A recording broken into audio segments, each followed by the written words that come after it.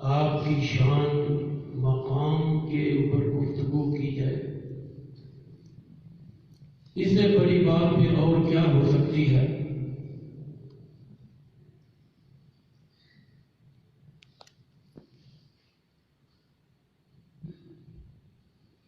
عنوان ختم نبوت ہے،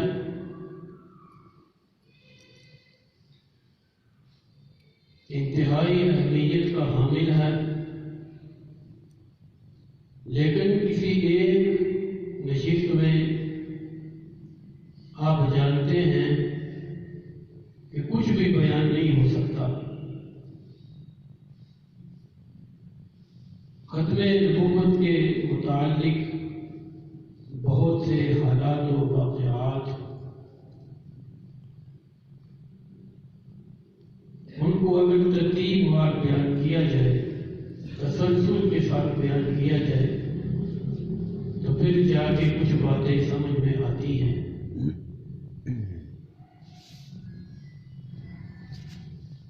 اور باہر سے کوئی آدمی آئے، وہ اپنا بیان کرے، فائدہ سے یہ بھی خالی نہیں کہ وہ چند باتیں آپ حضرات کی خدمت میں کہہ دیتا ہے، اور یہ باتیں یقیناً ہمارے لیے نجات کی حیثیت رکھتی ہیں، کوئی معمولی بات نہیں۔ تو سب سے پہلے عقیدہ ختم نبوت کو سمجھنا چاہیے۔ عقیدہ ختم نبوت ہمارے دین اسلام کی جڑ اور بنیاد کی حیثیت رکھتی ہے۔ اگر جڑ اور بنیاد کو ختم کر دیا جائے تو نہ عمارت کھڑی ہو سکتی ہے، نہ کوئی پودا یا شجر آگے بڑھ سکتا ہے۔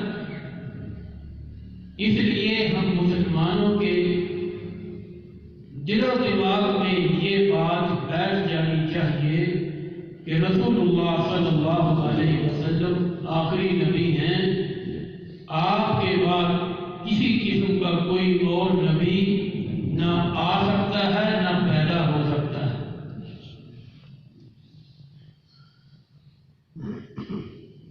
اور ہم حضور صلی اللہ علیہ وسلم کی ختم نبوت کو ہمارے پاس دلائل نہ بھی ہوں تو پھر بھی ہم بغیر دلیل کے مانتے ہیں۔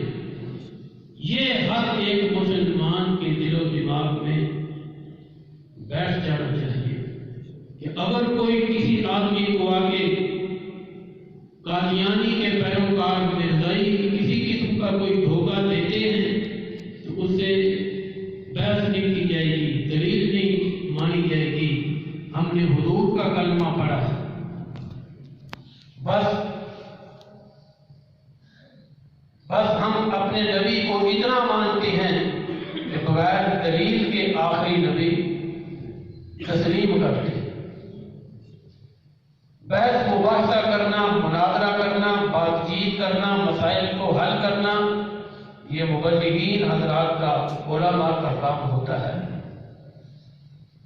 اس لیے عوام کو جو صرف چند بنیادی باتیں ہیں ان کو پتہ ہونا چاہیے کہ ہمارے پاس، ہمارے علماء کے پاس اتنے بڑے دلائل ہیں کہ قرآن بڑا ہے، نبی پاک صلی اللہ علیہ وسلم کی احادیث جو تواتر کو پہنچی ہوئی ہے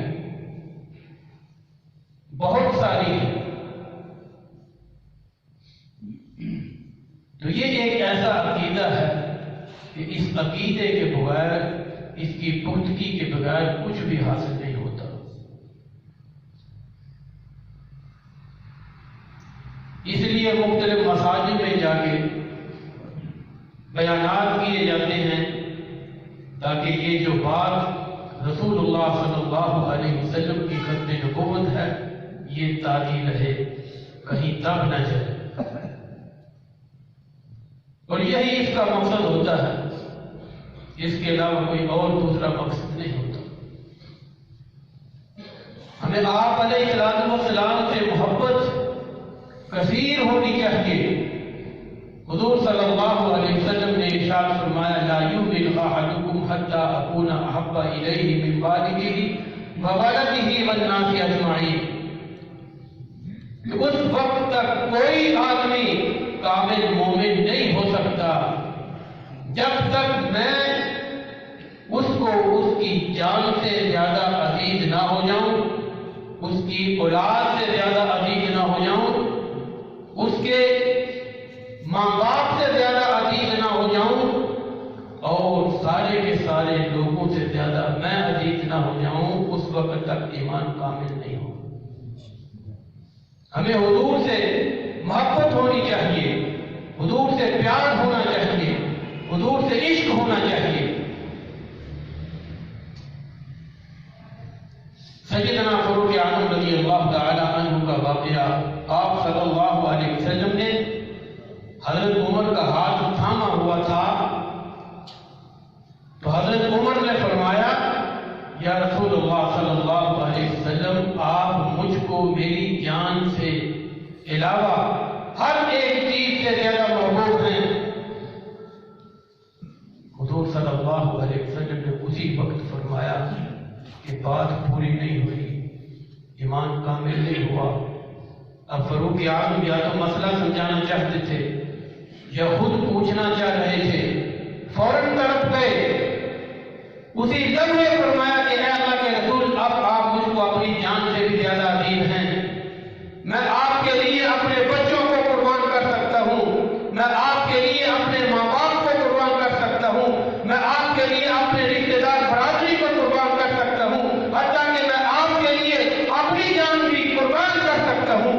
تو حضور نے فرمایا کہ الآن یا عمر، اب بات بنی ہے، اب ایمان پورا ہوا ہے، اب ایمان کامل ہوا۔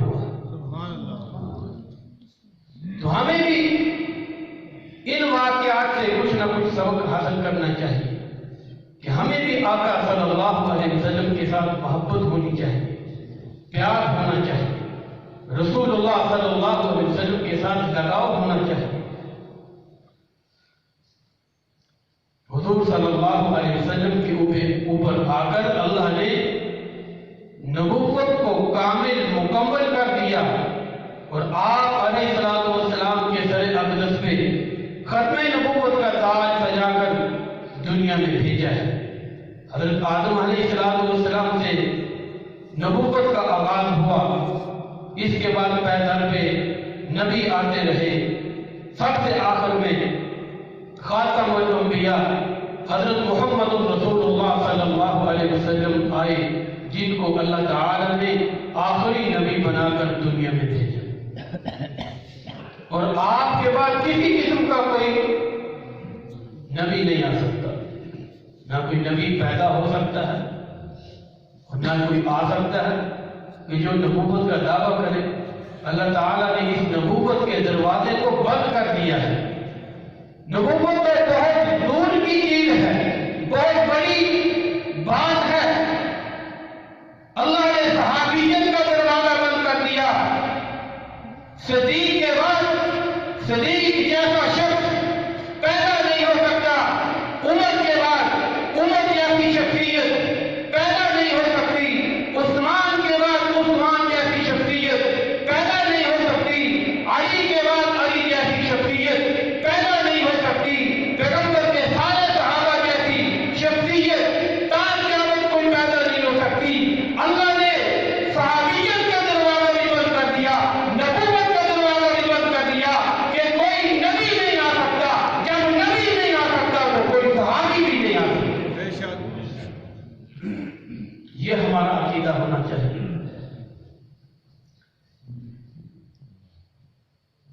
وہ کسی شاعر نے کیا خوب کہا ہے، نہ جب تھا نہ اب ہے نہ ہوگا میسر شریک خدا جواب محمد، اللہ کا کوئی شریک نہیں، محمد کا کوئی جواب نہیں۔ یہ کس کو ہمارے سامنے پیش کرنا چاہتے ہیں؟ کیا محمد مصطفیٰ کا کوئی جواب ہو سکتا ہے؟ محمد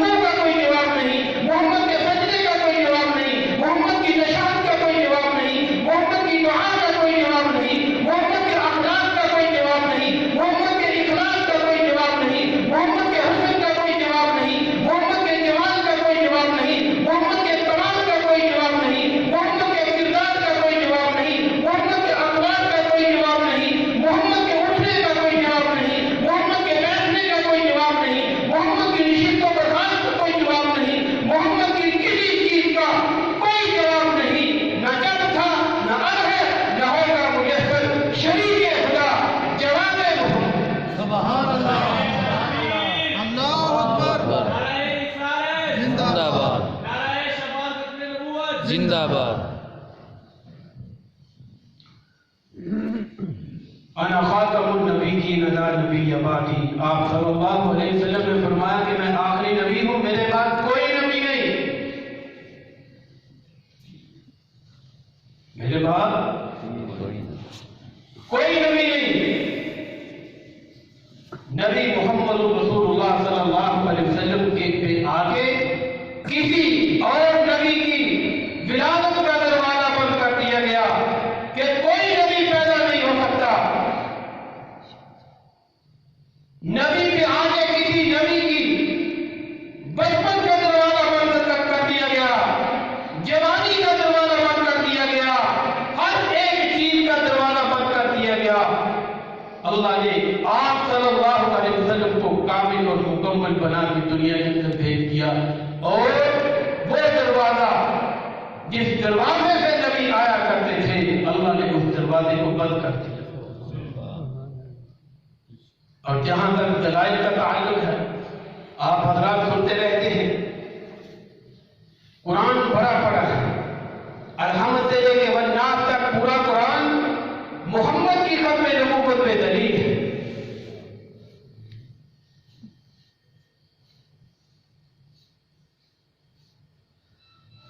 سورۃ الفاتحہ شروع ہوتی ہے الحمدللہ رب العالمین الرحمن الرحیم مالک یوم الدین ایاک نعبد و ایاک نستعین اہدنا الصراط المستقیم صراط الذین انعمت علیہم غیر المغضوب علیہم ولا الضالین.